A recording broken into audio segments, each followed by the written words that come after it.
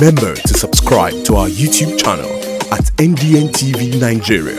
Click on the subscribe button and be the first to get notifications. Some legal practitioners in the Niger Delta have thrown their full weight behind the AKWA IBOM state government, which recently dragged American oil major ExxonMobil Unlimited to court after attempting to sell up some of its assets without the consent of the state.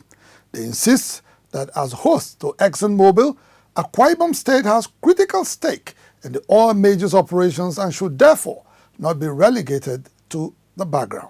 In February this year, ExxonMobil entered into an agreement with Seplat Energy plc, an indigenous oil firm, to acquire the entire offshore shallow water business of the international oil company in a deal worth about $1.3 billion. In a press statement issued shortly after the deal was struck, President of ExxonMobil Upstream and Gas, Liam Mellon, said, "This sale will allow us to prioritize competitive advantage investments in our strategic assets, and it supports the Nigerian government's effort to grow its oil and gas operations." Few weeks later, the AKWA IBOM state government filed a suit in court to stop the transaction. According to Attorney General and Commissioner of Justice in AKWA IBOM State, Essien Udom, the American oil major acted irresponsibly by failing to duly inform its host government before going ahead to sell its equity interest in MOBIL Producing Nigeria Unlimited. In a recent interaction with journalists in Uyo, the Attorney General of AKWA IBOM State wondered why MOBIL chose to sell off its equity interest regardless of a pending case in court. There is a pending litigation between MOBIL and the government of AKWA IBOM State. So the attempt to sell its assets, some of which may include assets belonging to AKWA IBOM State, has been stopped by the court in AKWA IBOM. Following a revocation of its certificate of occupancy by the AKWA IBOM state government sometime in November 2017, MOBIL had gone to court seeking to void its eviction from the Kwaibo oil terminal.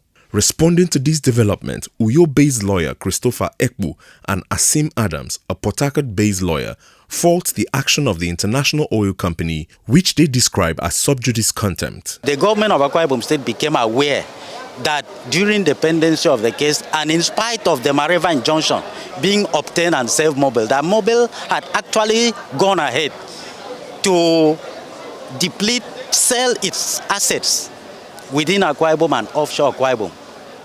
That is when the government had to cry out through the Attorney General. And the doctrine of lease pendis, especially when it concerns assets, properties, movable and immovable. Once the matter is before the courts, parties are not supposed to touch that particular subject matter, which we call the res. Because the moment you destroy that subject matter, there will be no place for the court to even give their judgment. For what is blamed on insecurity in the Niger Delta, international oil companies are leaving the region in droves. Recently, investors in the petroleum industry attributed the massive exodus of the IOCs to rising incidents of oil theft and pipeline vandalism, resulting in high cost of production which the oil majors can no longer afford to bear. In his reaction, Richard Mokocha, an associate professor of public law at the Rivers State University, holds the federal government accountable for what has become a hopeless situation in the oil fields of the Niger Delta. What is happening is available investors being forced off the market. Local people taking over may sound good, but are they taking over at the level at which federal government expected those it licensed to operate in the sector? And are they taking over to get half of what they are projecting to spend for?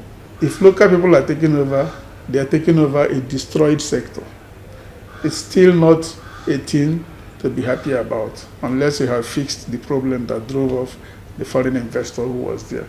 The international oil companies are pulling out of the Niger Delta in spite of the recent enactment of the Petroleum Industry Act to make Nigeria's petroleum industry more attractive to local and foreign investors.